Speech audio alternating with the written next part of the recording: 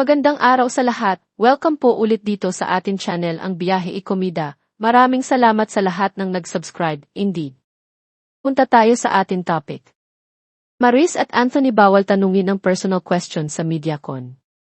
No personal questions kina Maris at Anthony sa Incognito Presscon. Sa January 14, 2025, Martes, ang streaming sa Netflix ng isang daan at huling episode ng kapamilya primetime series na Lavender Fields. Sa January 17, Biyernes, naman mag-umpisa ang Netflix streaming ng advance episodes ng kapamilya seryeng Incognito. In full force ang 7 bida ng Incognito na sina Daniel Padilla, Richard Gutierrez, Maris Racal, Anthony Jennings, Ian Veneracion, Baron Gisler, at Kayla Estrada sa FanCon noong January 7, Martes, sa Vista Mall sa Taguig City. Iyon ang first public appearance ng Mathon Tandem matapos sumambulat ang screenshots issue noong December 3, 2024. Ayon sa isang kaibigang vlogger na nag-cover sa FanCon, tinilya ng fans ang Magnificent Seven ng Incognito, pero mas malakas ang hiyawan kina Daniel, Richard, Maris, at Anthony. Sama-sama pa rin ang 7 bida ng Incognito sa pa-press junket ng Netflix this Friday, January 10.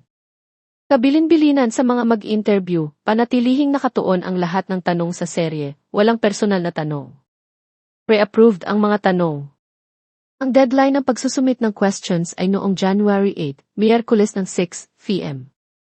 Magkakasama pa rin ang Magnificent Seven sa guesting sa Asap Natin To sa January 12, Linggo.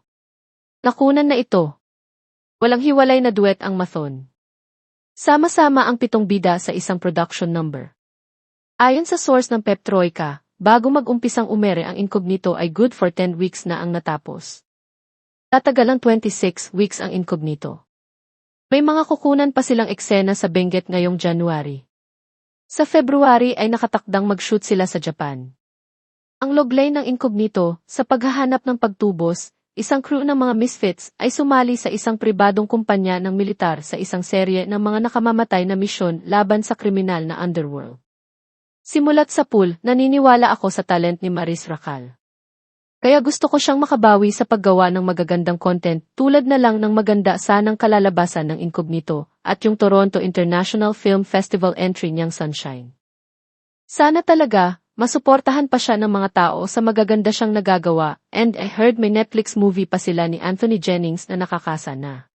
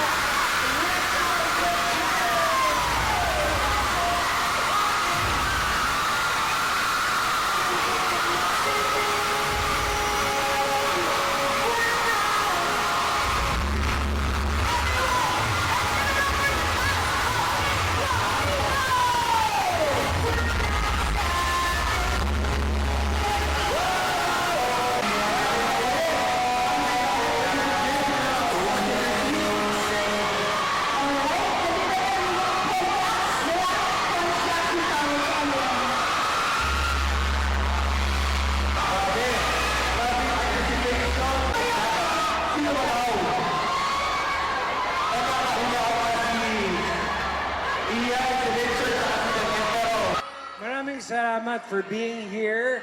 Excited din kaming makita kayo. And let's all have fun sa,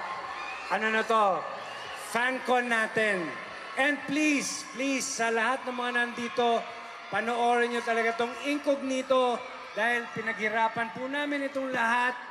Solid to para sa inyo. Love you! Alright, thank you so much, Baron Geisler. Next up, Kayla Estrada in the house. Hello, good evening everybody. maraming salamat. Thank you for taking the time to be with us today. Mag-enjoy lang tayo tonight. At syempre, At yan ang ating latest showbiz chika update for today. Huwag kalimutan mag-subscribe. Click the notification bell for more showbiz chika updates. Like and share the video at pakisuportahan po ang ating Facebook page. Maraming salamat sa lahat ng nag-subscribe, indeed. Magandang buhay sa lahat, paalam.